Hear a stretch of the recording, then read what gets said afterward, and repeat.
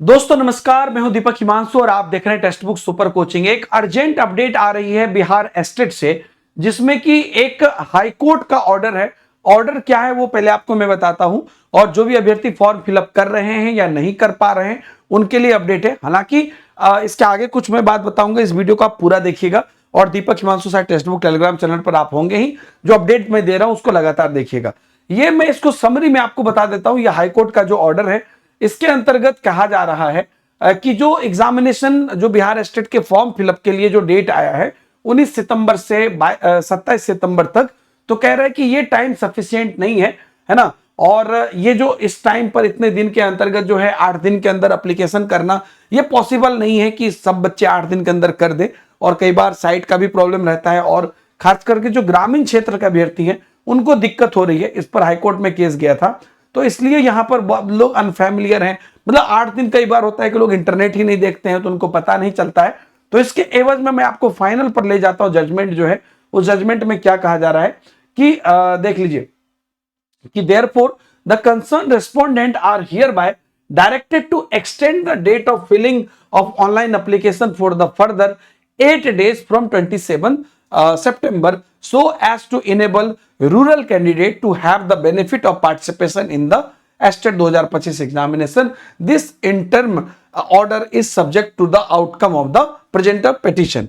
तो क्या कह रहा है कि आप 8 दिन और समय दीजिए, क्योंकि अभी आपने ज्यादा समय नहीं दिया है, तो आप 8 दिन और समय दीजिए, खास करके रूरल क्षेत्र के जो अभ्यर्थी हैं वो अप्लाई कर पाए। इसके बाद जो है कॉपी जो है इस ऑर्डर की है ना बीएससीबी को भेजी गई है, और इसका जो अगला सुनवाई है वो 31 अक्टूबर को होगा।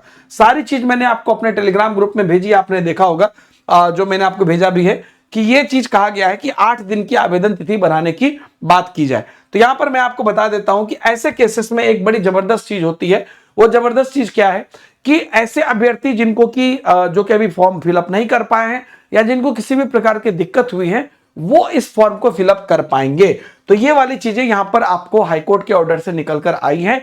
अब इंपॉर्टेंट बात सुनिए, क्या बीएससीबी इस पर एक्शन लेती है? उसे लेना चाहिए, तो क्या एक्शन लेती है तो वो हम आपको कल बताएंगे, क्योंकि कल 28 तारीख है, कल 27 तारीख है, और 27 तारीख को ही ये डिसीजन होगा, या 28 को डिसीजन हो सकता है कि क्या आगे फॉर्म फिलअप का डेट एक्सटेंड हो रहा है।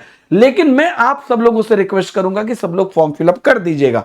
कुछ लोग ऐसे जिनका कि पेमेंट हो गया है, जो आज मेरे क्लास में बता रहे थे 2 बजे की क्लास में कि पेमेंट पेंडिंग रह गया है, तो उस केसेस के भी जो अपडेट्स है वो मैं टेलीग्राम पर लगातार दे रहा हूं कि आपको क्या क्या स्टेप करने चाहिए।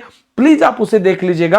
और ऐसे अभ्यर्थी जिन्होंने कोई भी जैसे कि अटेस्टेड डॉक्यूमेंट नहीं दिया, या मार्कशीट डाल दिया है, प्रोविजनल डाल दिया है, ओरिजिनल नहीं आया है, तो आप लोग बिल्कुल ऐसे लोग निश्चिंत रहिएगा। एस्टेट किसी को एग्जाम देने से नहीं रोकता है, ठीक है। बाकी यहां पर डेट ये एक्सटेंड हो सकता है। अब आपका ये कहना है कि क्या इससे एग्जाम डेट प्रभावी होगा? तो एग्जाम डेट थोड़ा बहुत प्रभावी हो सकता है, लेकिन आप यही मान के चलिए कि एग्जाम डेट अगर इन्होंने 12 से बोला है तो थोड़ा बहुत मतलब 1-2 दिन 4 दिन आगे पीछे हो सकता है। जो भी चीजें होंगी वो हम आपको बताएंगे, नहीं भी हो सकता है।